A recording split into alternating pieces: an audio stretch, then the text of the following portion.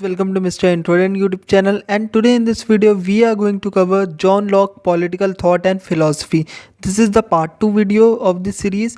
इससे पहले हमने पार्ट 1 वीडियो में जॉन लॉक का जो भी उनके इनिशियल लाइफ एंड टाइम में जो भी चीज़ें हुई थी, उसके बाद उनके क्या क्या मेन अचीवमेंट्स हैं, फिर क्या क्या उनके मेन लिटरेरी वर्क्स हैं, उसके बाद उनका स्टेट, क्योंकि ये सोशल कॉन्ट्रेक्चुअलिस्ट है तो हमने इनके स्टेट ऑफ नेचर की बात की। फिर हमने इनके एक लेबर थ्योरी ऑफ प्रॉपर्टी हमने पढ़ा कि किस तरीके से जिस चीज़ में आपका लेबर लगा हुआ होता है वही आपकी प्रॉपर्टी जाकर बन जाता है। प्रॉपर्टी की क्या क्या लिमिटेशंस थी, जिसमें से हमने 3 लिमिटेशंस पढ़ी थी। स्पॉइलेज की लिमिटेशन पढ़ी थी, सफिशिएंसी। तो इस तरीके से हम लोगों ने जो जॉन लॉक का कंप्लीट सोशल कॉन्ट्रैक्ट वगैरह भी जो था वो सब हम लोग ने पढ़ लिया था। ये जो हमारी मेन वीडियो है उसमें हम लोग इनका जो कंसेंट थ्योरी है और जो इनके छोटे छोटे जो कंसेप्ट है जैसे इंडिविजुअलिज्म हो गया लॉक का, उन सब को हम लोग डिटेल में कवर करेंगे। So let's start this video.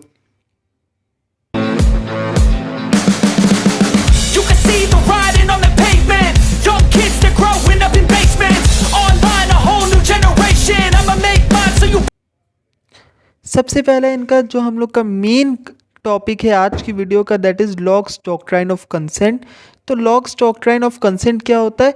A government based on the consent of the governed is the legitimate government. ठीक, ये किसका कहना था? ये लॉक का, जॉन लॉक का कहना था कि हर एक गवर्नमेंट जो बन रही है उसमें लोगों का कंसेंट होना चाहिए, यानी लोगों की मर्जी शामिल होनी चाहिए, लोग उससे खुश होने चाहिए एंड लोगों की मर्ज़ी पर ही वो काम करनी चाहिए। ठीक, लोगों के अगेंस्ट जो भी गवर्नमेंट काम करेगी उसको वो रहने का कोई हक ही नहीं है। ठीक, हमने देखा था कि किस तरीके से लोग जो है वो अपने सारे राइट सरेंडर कर देते हैं, मगर वो क्या करते हैं, अपने जो नेचुरल राइट्स है of life, liberty and property उसको नहीं सरेंडर करते हैं। एंड इसी वीडियो में हम लोग आगे देखेंगे कि किस तरीके से लोग रिवोल्ट कर सकते हैं सरकार के खिलाफ। कब कर सकते हैं? जब उनके नेचुरल राइट्स को जो गवर्नमेंट है वो क्या किसी ना किसी तरीके से हार्म करने की कोशिश करेगी। तो यहाँ पर डॉक्ट्राइन ऑफ कंसेंट क्या कहता है कि ये जो गवर्नमेंट है वो कंसेंट ऑफ द गवर्न के ऊपर ही चल सकती है। ठीक, कोई भी आपकी कंट्री है, कहीं पे भी गवर्नमेंट जहाँ पर फॉर्म हो रही है, जहाँ पर सोशल कॉन्ट्रैक्ट हो रहा है, वहाँ पर लोगों की कंसेंट होना बहुत ही ज़्यादा इम्पॉर्टेंट है। This is the base of liberalism propounded bye lock. देखिए, जॉन लॉक को हमने फादर ऑफ लिबरलिज्म भी बताया था। ठीक, तो लिबरलिज्म जो है इंटायरली इसी कंसेंट के आइडिया पर ही बेस्ड है, दैट कि हर एक चीज़ में जो लोग है, जो जनता है, उसका कंसर्न उनका कंसेंट क्या है, शामिल होना चाहिए। ठीक, that the government can not run without consent of people. ठीक, अब देखो हॉब्स और लॉक में क्या कंसेंट थ्योरी में डिफरेंस है। हॉब्स भी कंसेंट की बात तो करते हैं, मगर वो क्या कहते हैं कि कोएर्शन से या फिर ज़बरदस्ती। देखो, एक उन्होंने कहा था कि man can be forced to be free. ठीक, मतलब एकदम एग्जैक्ट ऐसे नहीं कहा था, बट उन्होंने क्या कहा था कि फोर्सफुली हम लोग लोगों को फ्रीडम प्रोवाइड कर सकते हैं। यानी जो आपका जो मोनार्की होगी, जो किंग होगा, उसमें क्या होगा कि फोर्स के साथ, यानी लोगों को दबा करके उनको एक तरीके की फ्रीडम देना या फिर उनको फोर्सफुल फ्रीडम देना। फ्री करने का मतलब ये नहीं है कि लोग बिल्कुल लिबरल हो गए, कहीं भी कुछ भी कर रहे हैं अपने हिसाब से, नहीं। ठीक, ऐसा हॉब्स ने कहा था।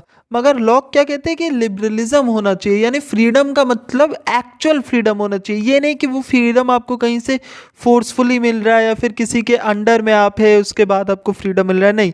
लॉक के लिए क्या कहा था कि जो इनिशियल एक्ट ऑफ कंसेंट होगा वो हमेशा यूनानिमस होना चाहिए और कोई कोएर्शन या कोई भी तरीके की ज़बरदस्ती नहीं होनी चाहिए। ठीक, किसी भी तरीके का डर नहीं होना चाहिए लोगों के मन में कि डर के मारे मर्जी में चलो हाँ में हाँ शामिल हो जा रहे, नहीं। ठीक, वो क्या कहते हैं कि लोग खुद से अपने मन से शामिल होने चाहिए। ठीक, लोगों को उसमें जो गवर्नमेंट है उसमें बिलीफ होना चाहिए, और यही क्या है, उनकी डॉक्ट्राइन ऑफ कंसेंट है। अब इन्होंने 2 तरीके के कंसेंट की बात भी की है। ठीक, इसको हम लोग ने पार्ट 1 वीडियो में भी डिस्कस किया था कि एक होता है एक्टिव और एक होता है इनएक्टिव, या फिर आप कह सकते हैं टैसिड या इम्प्लाइड कंसेंट, ठीक। एक्टिव या फॉर्मल कंसेंट तो ये है, जैसे मान लीजिए आप अपने एक कंट्री में किसी एक पार्टी को, मान लीजिए आप कांग्रेस के सपोर्टर हैं या फिर आप बीजेपी पार्टी के सपोर्टर हैं, तो आप खुले में कहते हो कि यार मैं इस पार्टी को सपोर्ट करता हूँ, मैं इनकी सरकार चाहता हूँ, मैं इनका फ़ैन हूँ, या फिर मैं इनसे इन्फ्लुएंस जो आप किसी लीडर के अगर फ़ैन हो जाते हैं, ठीक, कि मैं प्राइम मिनिस्टर का बहुत बड़ा फ़ैन हूँ या मैं इन्हें सपोर्ट करता हूँ, तो ये तो एक तरीके का एक्टिव या फॉर्मल कंसेंट हो गया, ठीक। One literally says that I wish to be a member of this political community and consent its laws institutions and government, ठीक। ये क्या हो गया आपका एक्टिव, कि आप सामने से बोल रहे हो कि यार मुझे यही लीडर चाहिए, मुझे यही बंदा चाहिए जो प्राइम मिनिस्टर मेरा हो या जो मेरी सरकार चलाए, ठीक। दूसरा क्या होता है इम्प्लाइड या टेसिट कंसेंट, ये एक दूसरे तरीके का आपका कंसेंट है। इसके अकॉर्डिंगली क्या होता है कि लोग ऐसा बोलते नहीं है कि यार मुझे बीजेपी की गवर्नमेंट चाहिए या मुझे कांग्रेस की गवर्नमेंट चाहिए या मुझे फलाना किसी पार्टी की गवर्नमेंट चाहिए, वो क्या जो भी गवर्नमेंट चल रही होती है उसके हाँ में हाँ मिलाना, या फिर आप कह सकते हैं उनकी दी हुई सारी सर्विसेज को यूज़ करते हैं। बहुत सारे लोग हैं जो ओपनली किसी पॉलिटिकल पार्टी को नहीं सपोर्ट करते, बट वो लोग क्या उनके बनाए हुए जो भी इंफ्रास्ट्रक्चर है, जो भी उनकी बनाई हुई कंपनीज है, जो पब्लिक सेक्टर कंपनीज है, उन सबको यूज़ करते हैं। उनका क्या कह सकते हैं आप पूरी तरीके से जो भी एक्शंस, ऐसे एक्शंस जैसे यूजिंग रोड्स हो गया, enjoying benefits of the governmental schemes हो गया, ये सारी चीज़ों का वो जब लाभ उठाते तो एक तरीके से उनका भी तो कंसेंट है ही ना उस सरकार के साथ, वो उसके खिलाफ कुछ नहीं कर रही है, ठीक। वो लोगों के खिलाफ नहीं है गवर्नमेंट, लोगों का उससे फ़ायदा ही हो रहा है, या लोग उसमें उसकी दी हुई चीज़ों में किसी ना किसी तरीके से इंगेज हो रहे हैं, ठीक। तो ये कैसा हो गया आपका इम्प्लाइड या फिर टेसिट कंसेंट हो गया, ठीक। तो दो टाइप के इन्होंने कंसेंट्स बताए थे। कंसेंट बहुत इंपॉर्टेंट है, लोगों की हामी या फिर लोगों की मर्जी शामिल होनी चाहिए किसी भी तरीके की सरकार को चलाने के लिए, ठीक। अब विड्रॉवल ऑफ कंसेंट या फिर राइट टू रिवोल्ट भी दिया है लॉक ने, ठीक। देखिए हॉब्स क्या है, किसी भी तरीके का राइट टू रिवोल्ट नहीं देते। वो क्या कहते हैं, एक बार जो मोनार्की स्टैब्लिश हो गई है, जो रूलर आ गया है, जो सॉवरेन है, उसके खिलाफ आप रिवोल्ट नहीं कर सकते, ठीक। रूसो रिवोल्ट का ऑप्शन दे, रूसो के में तो ज़रूरत ही नहीं है, लिमिटेड गवर्नमेंट है, ठीक। कोई नीड ही नहीं है रिवोल्ट करने की, ठीक। क्योंकि उसमें तो पावर आपके लोगों के ही हाथ में है, ठीक। लोग जब चाहेंगे बदल लेंगे, या फिर लोग अपनी जनरल विल के अकॉर्डिंग, जब कोई चीज़ आपकी जनरल विल के अकॉर्डिंग बन रही है तो उसमें कोई ऐसी आप कह सकते हैं कोई ऐसी गुंजाइश ही नहीं होती कि ऐसी कोई चीज़ बन जाएगी जो आपको हार्म कर रही हो, ठीक। क्योंकि वो जनरल विल के अकॉर्डिंग है, तो यानी वो सभी के लिए अच्छी है, ठीक।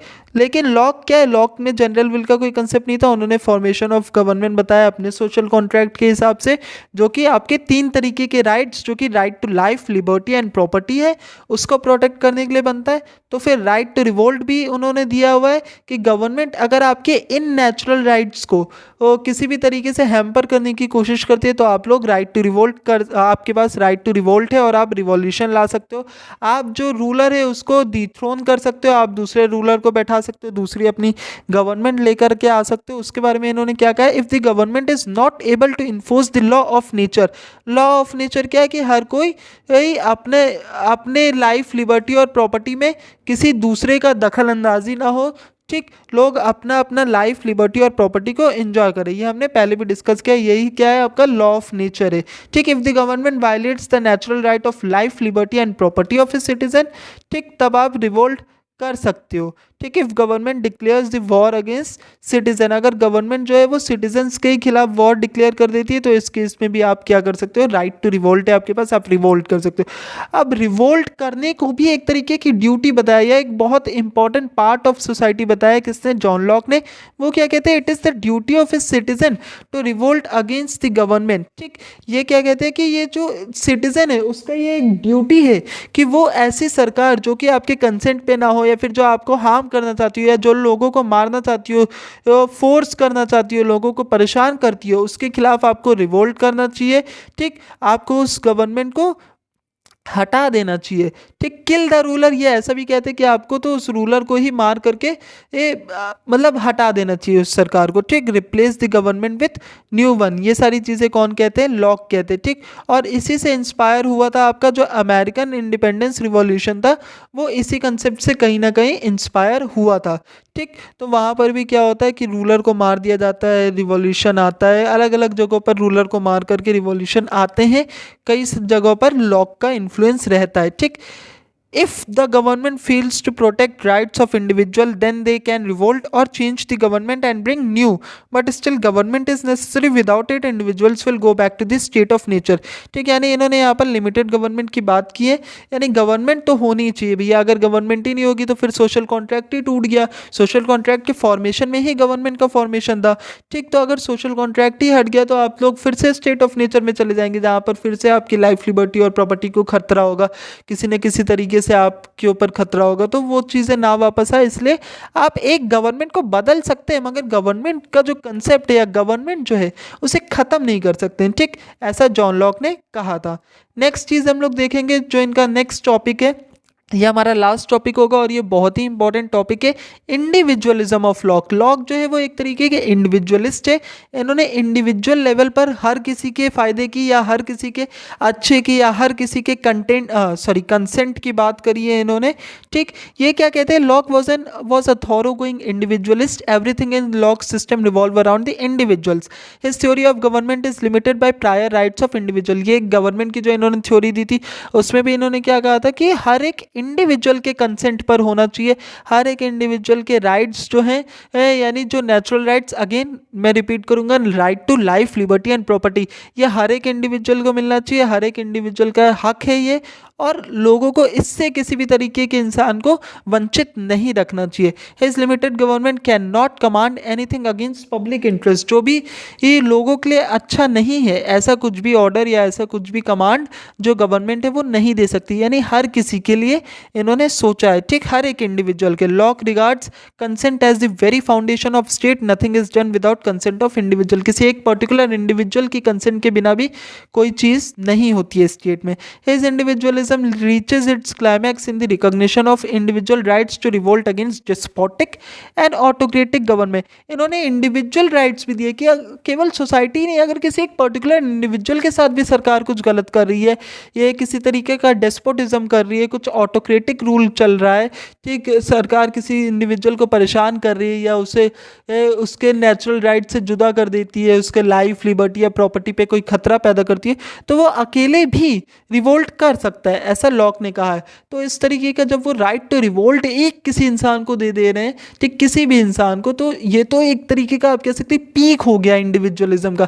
इतना ज़्यादा उनकी थ्योरीज में इंडिविजुअल को इंपॉर्टेंस दी है। ठीक, बल्कि बाकी जो कई सारे आप दूसरे पॉलिटिकल थिंकर्स के बारे में पढ़ेंगे तो वो लोग इंडिविजुअल को कुछ मानते ही नहीं, वो as a society, as a whole को मानते हैं, या फिर एक कम्युनिटी को मानते हैं, या कुछ लोग एक रिलीजियस ग्रुप को लेकर के उनके आप कह सकते हैं डेवलपमेंट की बात करते हैं। मगर ये क्या कहते हैं कि बहुत ज़्यादा ये इंडिविजुअलिस्टिक थे। Same goes with Hobbes, Hobbes भी इंडिविजुअलिज्म में बिलीव करते हैं। ठीक, हॉब्स से रिलेटेड भी कई फेमस क्वेश्चन आते हैं इंडिविजुअलिज्म में, मगर यहाँ पर हमने लॉक का इंडिविजुअलिज्म कवर किया है। ठीक, हम लोग एंड में देखेंगे इनके कुछ फेमस कोट्स। इन्होंने क्या कहा है, being all equal and independent, no one ought to harm another in his life, liberty और पोजीशन। इनका लाइफ, लिबर्टी और पोजीशन हर जगह आपको इंक्लूड करना है, क्योंकि यही जो 3 नेचुरल राइट्स है, जब इन्हीं के ऊपर आप कह सकते हैं खतरा हो जाता है स्टेट ऑफ नेचर में, तो इन्हीं को प्रोटेक्ट करने के लिए आपका सोशल कॉन्ट्रैक्ट बनता है, इन्हीं को प्रोटेक्ट करने के लिए आपकी गवर्नमेंट बनती है। और अगर गवर्नमेंट भी इनको हार्म करती है, ये जो 3 राइट्स दिए इन्होंने, या फिर गवर्नमेंट की कोई भी ऐसा एक्शन जो इन 3 राइट्स के खिलाफ जाता है किसी भी इंडिविजुअल के, तो यही 3 राइट्स जो है वो उन्हें रिवोल्ट करने का हक भी देती है। ठीक, और ये 3 राइट्स उनके कंसेंट से ही आती है। सो ये था हमारा जॉन लॉक का कंप्लीट पॉलिटिकल थॉट। ये सेकेंड पार्ट वीडियो थी। आप अगर इसका पार्ट 1 वीडियो देखेंगे तो आपको ज़्यादा समझ में आएगा। एंड आप जितने भी सोशल कॉन्ट्रैक्चुअलिस्ट है, यहाँ पर हमने 3 हॉब्स, लॉक एंड रूसो को कवर किया है सोशल कॉन्ट्रैक्ट थ्योरी में। उन तीनों की वीडियोस जो आप एक तरीके से देख लेंगे तो एज अ समरी में एक और वीडियो निकालूंगा जिसमें मैं इनके कंपैरिजन करूंगा हॉब्स की थ्योरीज का, रूसो का एंड लॉक का, कि इनमें अलग अलग क्या चीज़ें हैं। ठीक, क्या इनके स्टेट ऑफ नेचर में डिफरेंस है, क्या इनके सोशल कॉन्ट्रैक्ट में डिफरेंस है, कौन सी इन्होंने फॉर्म ऑफ गवर्नमेंट बताई है, इन्होंने राइट टू रिवोल्ट दिया है कि नहीं। इससे रिलेटेड एक नेक्स्ट हमारे चैनल पर अपकमिंग वीडियो ज़रूर आएगी, तो उससे आपका इन तीनों से रिलेटेड पूरा कंसेप्ट आपका क्लियर हो जाएगा। ठीक, अगर आपको इसके हैंड रिटन नोट्स चाहिए तो आप लोग मेरे टेलीग्राम चैनल को ज्वाइन कर सकते हैं। वहाँ पर मैं सारे हैंड रिटन नोट्स अपलोड कर चुका हूँ ऑलरेडी। और अगर आपको इसी से रिलेटेड इसका ऑनलाइन वर्जन चाहिए या कुछ भी और इम्पोर्टेंट चीज़ें आपको चाहिए तो आप लोग मेरे ब्लॉग को भी विजिट कर सकते हैं। So thank you for watching guys.